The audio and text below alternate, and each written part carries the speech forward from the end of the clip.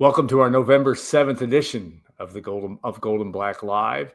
An exciting show. Every show is exciting, but we want to thank our sponsors, Triple X on the Hill, but on the level of Purdue tradition since 1929, and of course, State Farm agent Trent Johnson, and the good folks at WLFI that are making this show happen. We appreciate them. Now, today's show will be Tom Dienhart will join us. The first segment, we'll talk Purdue Ohio State football. Mike Steele, former Purdue he is a Purdue basketball alum, kind of a good analyst, a great analyst of Purdue basketball. We'll hit him in Seg 2. And then Brian Newbert will join us as Purdue takes on Oakland tonight in Mackey Arena. Of course, we'll bring on Tom here, and we're going to have a chance to talk Purdue, Ohio State, which is tomorrow, 1 o'clock, Ross-Age Stadium. If you're a Purdue fan, you may be wishing for a miracle, but Tom, the mighty Buckeyes, it's always, we've talked about this throughout the course of this week. It's always cool when they come to town because it's like the circus is in town or the big time is here. And Ohio State's as big as it gets, ranked number one, first number one team to grace Ross-Age Stadium since 1989. But Tom, huge challenge for Purdue come 1 o'clock tomorrow. Yeah, still can't believe it's been 1989. You were still working at Purdue, I think, Alan, weren't you? Yeah, I was. I remember that year for being the year I think they had, for the first time ever, black helmets. That's correct. Never liked the black helmets. I think it was the first year they also had students had to pay for tickets. That's what I remember. Yeah, that would have been the third year of Fred Akers' tenure, the late great Fred Akers. The late great. But I digress. Yeah, here comes number one, Alan, and boy, they certainly seem like they merit that number one by their name, right? I mean, they've been a juggernaut. A little bit different team this year, not quite as ground and pound. They do have a good running game. A running back by the name of Bo Jackson, by the way. How about that? Yeah. But the passing game, Alan, that's really what's fueled this offense. And boy, that freshman quarterback, Julian Sand, the transfer from Alabama, has been spectacular. Of course, the wide receivers, what more can you say? Carnell Tate, Jeremiah Smith. Alan, Purdue I thought maybe we're going to be the two best receivers they'd see all year when they played USC. These guys are probably a cut above those two. Oh, yeah. So the talent parade continues through Ross-Age Stadium. And defensively, though, they may be bad news for Purdue. They may be even better on that side of the ball. Yeah. The number one scoring defense in America, I think 6.9 points per game. They've given up 55 points, Alan, in 8 games. Think about that. So, yeah, tall task, but, we've talked before this week how people watching this, and also you and I have seen Purdue have some real stunners against this Buckeye franchise over the years.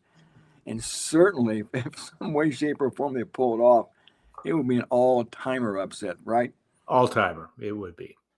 Yeah, I think it would be if, even I think when they beat Ohio State in, of course, the famous Tyler Trent game, Purdue was a 12-point underdog in that game. And the fact that they beat Ohio State by 29, and I think it was the most points Ohio State had ever given up in a loss.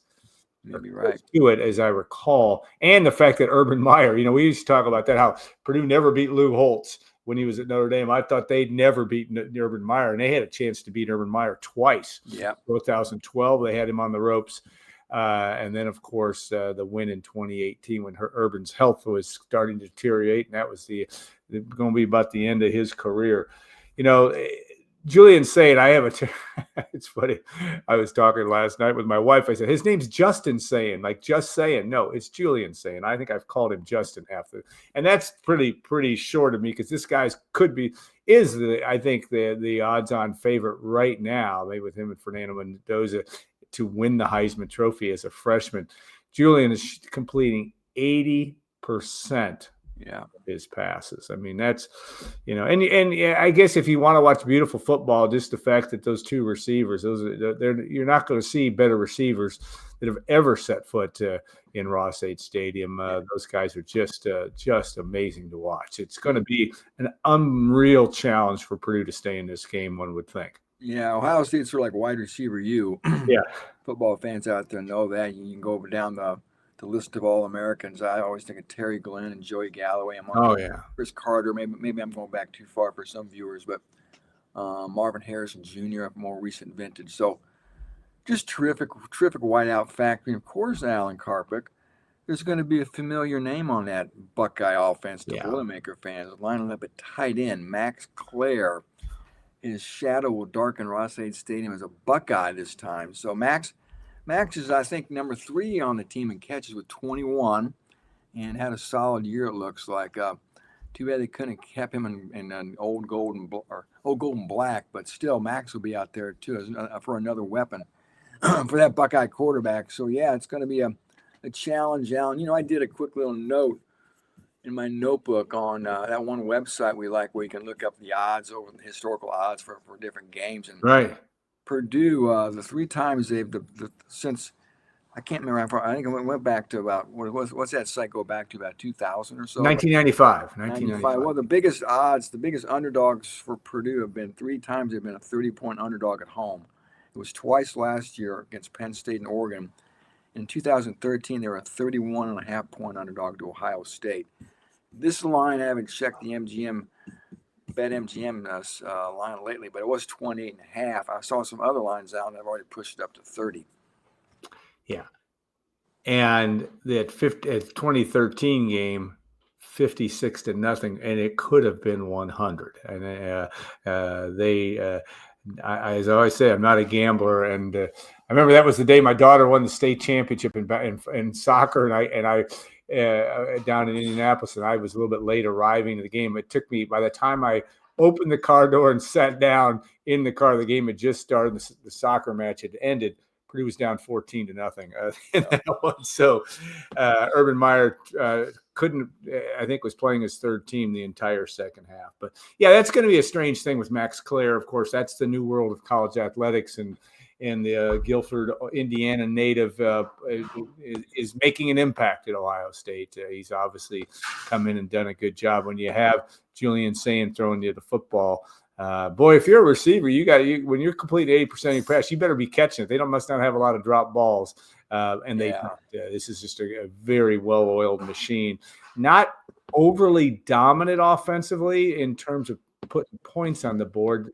I guess you kind of say that, but they're so good defensively that it's going to be all it's anybody to beat them. And I know that game against Michigan in a couple of weeks will make them nervous. And of course, they're both Indiana and Ohio State headed on a collision course, which could be an epic game in not only for the Heisman Trophy between Mendoza and Sayin, but also obviously for the number 1 seed in the college football playoff. Both teams are pretty much assured of making barring a complete collapse. All right, Purdue last week did some good things, obviously, in a 21-16 loss to Michigan. And you saw a ball control kind of, use the Muhammad Ali rope-a-dope terminology. Going to be harder to do that against Ohio State, because Ohio State is a lot more skilled. But you would anticipate that Purdue will still try to shorten the game come Saturday afternoon. Yeah, they're probably going to have a similar game plan that they did against Michigan. And offensively, times they were able to move the ball. They had that 9-minute drive, which was a textbook 9-minute scoring drive. So going to have to try to do something similar if they can, Alan, to have those long, sustained drives, convert third downs, right? The biggest key, though, is always doing well on first down so you don't get yourself in third and long to begin with. So, Josh Henson, the OC, is going to have his work cut out for him. But again, I think he's a smart guy. And again, I think he had a little bit of a blueprint last week. Because that Michigan defense, that was a strength of that team too, Alan. Very good front seven, a terrific line. So we'll see. The key for Purdue, you'd like to have those long, sustained drives shorten the game, but you want to score touchdowns. And if you can do it in 20 seconds, you'll do it in 20 seconds, right? And that's the conundrum for Purdue, Alan. There's just not really much of any explosive ability. There's nobody that can really take the top off a defense at wide receiver. There's no game breaker or running back. And Ryan Brown is still a work in progress under center. So, again, they're just so limited in that ability to really strike fear in you and rip off that big 40, 50, 60-yard touchdown run or touchdown pass. And boy, that's how those good teams get you, Alan. They score lightning fast in 1, 2, 3, 4 play drives. And you look up and, like you said, it's 14-0 before you've taken one sip of your Coca-Cola and sat down in your seat. So, We'll see what Purdue can muster, though. Obviously, you can't beat yourself. We all know that. Can't do that in fifth grade football either. Watch the penalties and turnovers. They actually won the turnover battle last week, Alan, Yeah, for the first time all year. huge development. Yeah, and we talked too earlier this week about. I always think you need that unconventional touchdown.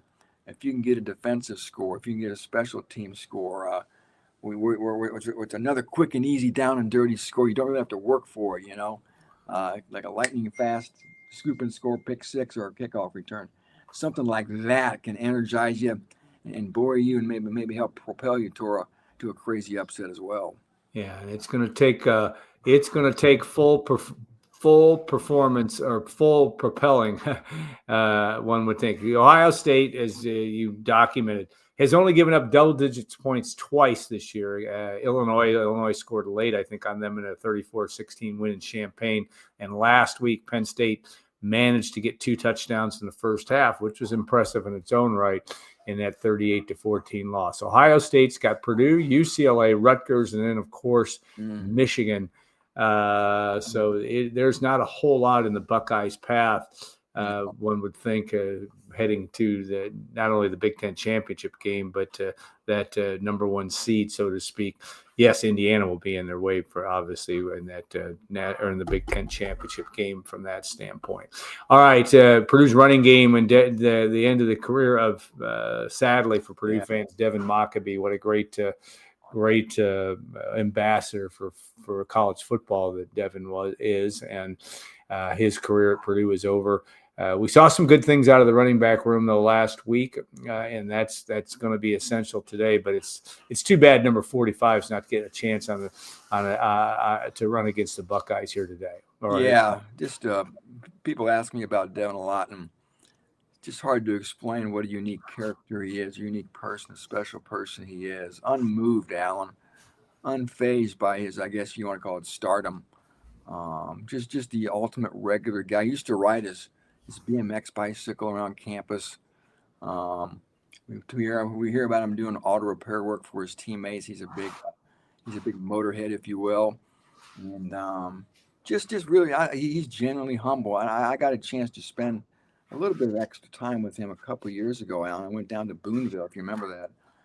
Yeah. With that story, and I got to meet some of his family and his uncle and his father, obviously, and high school coaches. But yeah, just a special guy from a special place. And he's going to be missed. He really wanted to come back to Purdue. That was all real. He wants that Purdue engineering degree. And he stuck to his word. And he'll be a winner whatever he does. I know that. And it's just kind of sad, like you said, that his career had to kind of go out with a whimper here, right? Yeah. Wasn't able to go out in that blaze of glory on a team. He fell short of his 3,000 yards too, right? Yeah, and then he made me making a push for a 1,000-yard season on a program that was getting rebuilt. Instead, things have kind of gone south here, and he's going to miss pretty much the final month of the year. So it's unfortunate, but it's going to be fun following his career around. He's going to try to get that ankle healed up, and he's going to make a run at trying to make a pro career. So we'll see. I'm sure he'll get into a camp. I'm not sure if he'll get drafted, but he wants to get healthy for the pro days and all the other testing things that come up in the winter. Yeah, it's going to be interesting to see. From a want-to standpoint, hard to bet against him in terms of that's been happening to him his entire career. Almost went to Navy. Yep. And then, of course, I think was it Lamar Kennard that was still Chris Barkley.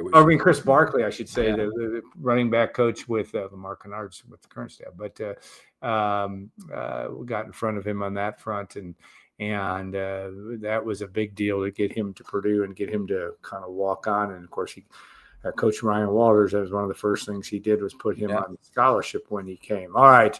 The last question we want to hit on is, what's left for Purdue in the 2025 season? Obviously, Ohio State.